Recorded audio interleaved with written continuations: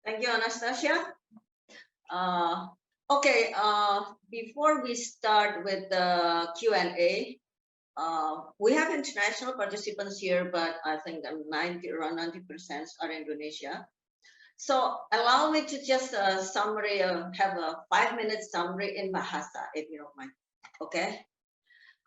Bapak Ibu, jadi gini ya supaya nggak bingung dan nanti supaya lebih terarah untuk tanya ya.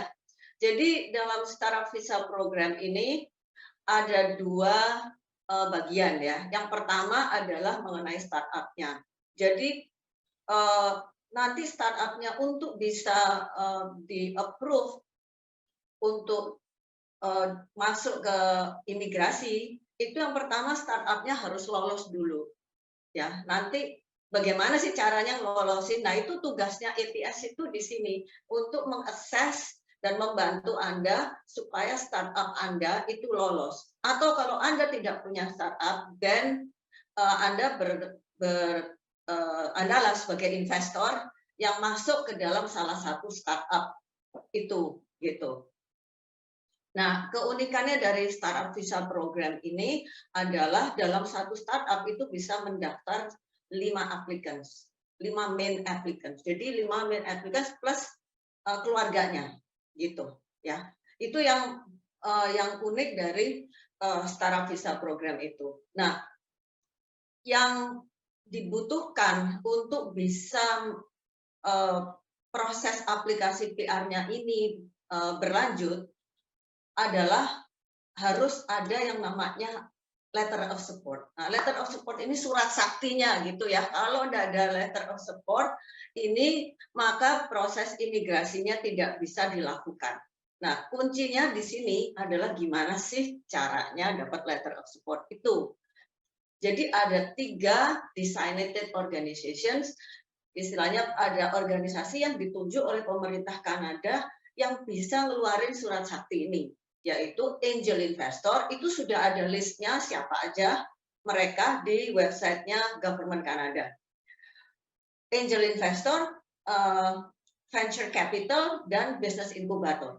Business incubator ini paling gampang ya, karena kalau dengan business incubator ini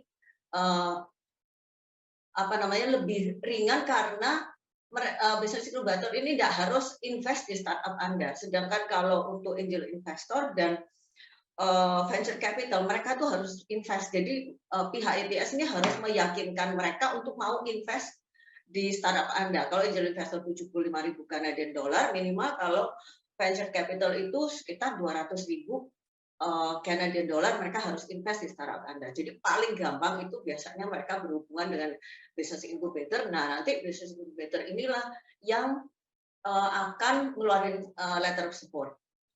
Nah, dalam karena ini startup ya, jadi nggak bisa kayak gue punya startup duduk-duduk manis ya, terus nanti proses imigrasinya udah diproses, gue duduk-duduk manis aja, itu nggak bisa. Kalau dalam satu startup itu harus ada yang aktif. Yang aktif karena apa? Nanti ada kayak trainingnya, ada proses inkubasinya 6 bulan kayak gitu. Jadi dan itu dipantau oleh pemerintah Kanada. Jadi nggak bisa habis udah submit dokumen terus udah gitu duduk-duduk manis diam-diam, nggak bisa. Harus ada progres dari startupnya. Nah, itu yang dibantu oleh APS dan business incubator ini. Nah, setelah keluar surat saktinya ini, baru proses imigrasinya bisa dilakukan. Kurang lebih seperti itu. Oh ya, satu yang kalau mau cepat-cepat ke Kanada, startup visa ini cocok karena setelah dalam proses apply untuk startup visanya itu, pihak immigration lawyer yang bekerja sama dengan APS ini akan mengeluarkan working permit untuk Anda, sehingga tanpa Anda harus nunggu sampai PR-nya keluar gitu ya, Anda udah bisa ke Kanada duluan. Itu untuk ya untuk bekerja di startupnya itu dan kenalan sama yang tentu bisa online sih bisa, tapi kalau Anda gue mau buru-buru ke sana itu juga bisa, tinggal dikeluarin work visa aja.